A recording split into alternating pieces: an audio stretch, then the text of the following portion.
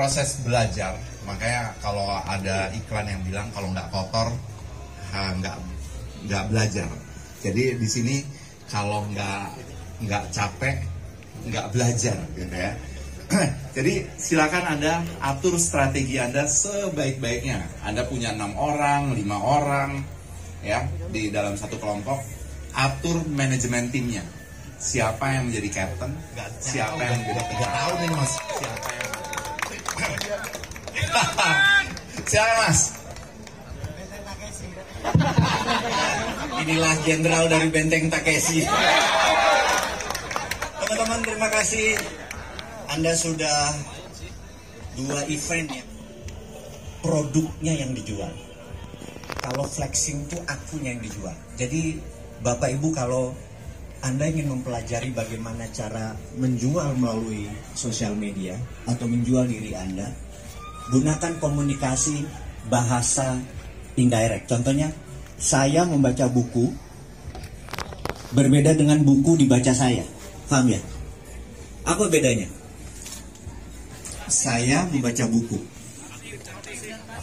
Jadi di dalam komunikasi, kalau Anda banyak ngomong, saya tuh kayak gini, saya tuh kayak gini, aku tuh kayak gini, saya tuh kayak gini, itu akunya di depan, benar nggak? Dan itu tidak menyenangkan orang berkomunikasi seperti itu, karena ego dia taruh di depan, aku gitu ya. Komunikasi yang bagus adalah subjeknya, buku dibaca saya, gitu ya.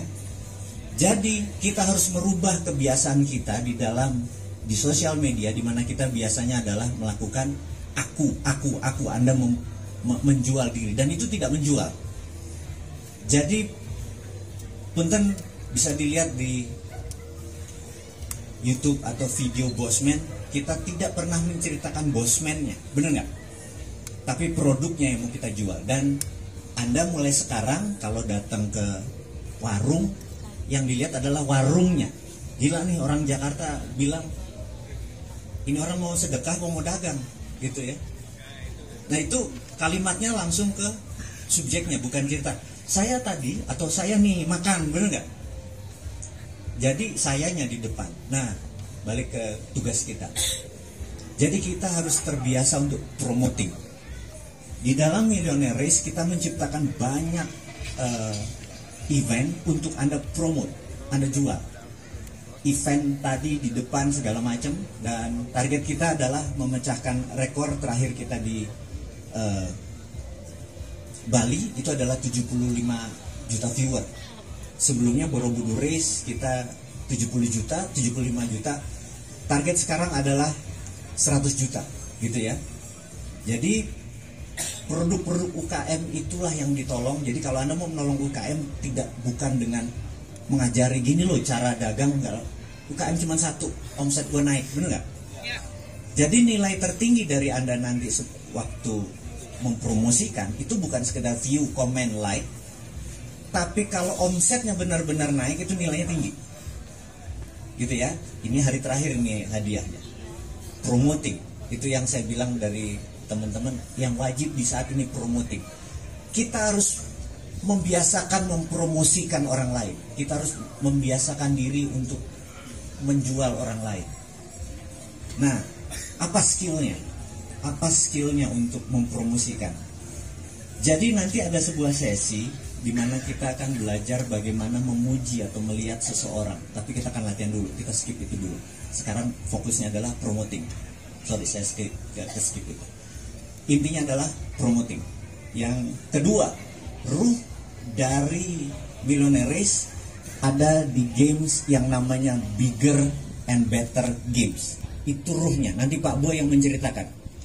Jadi jangan sampai Anda ke distract dengan challenge-challenge yang lain yang lebih menarik mungkin menurut Anda, tapi ruhnya adalah Bigger and Better Games.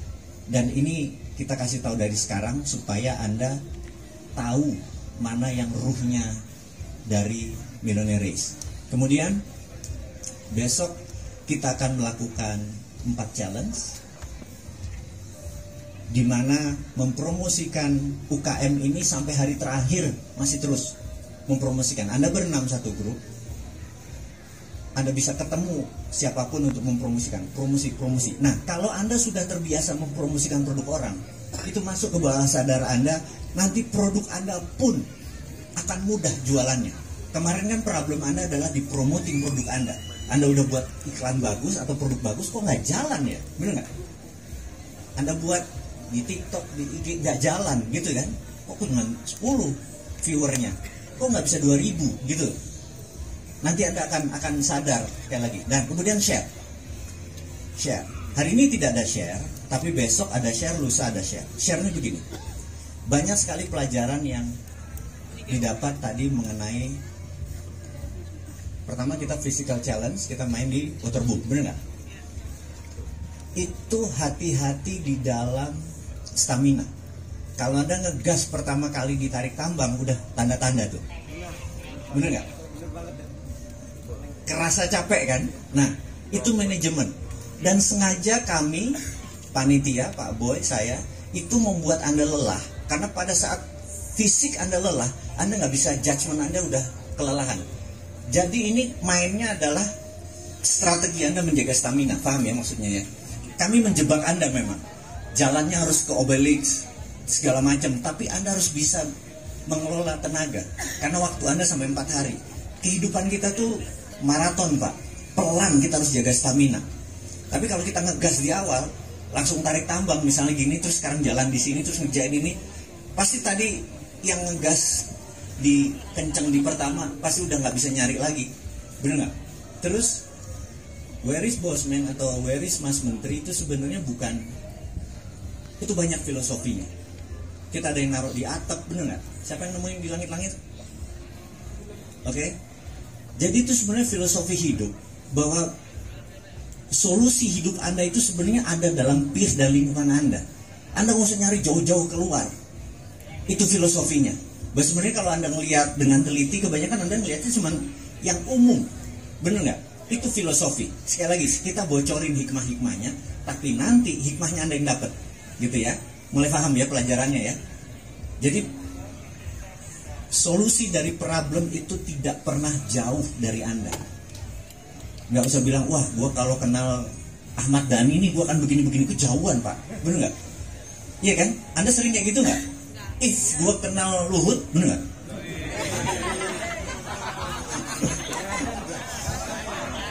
Gue kalau kenal Luhut selesai Pak, gue nggak ngajar Pak. Ngarep doang. Jadi solusi dari problem adalah selalu tidak berjarak, gitu ya. Dan ini adalah, pertama adalah individual game, kemudian team games, dan hari terakhir kita akan kolaborasi. Jadi teman-teman, saya ulangi lagi bahwa promoting itu adalah kunci daripada games ini. Sebanyak-banyak Anda promoting.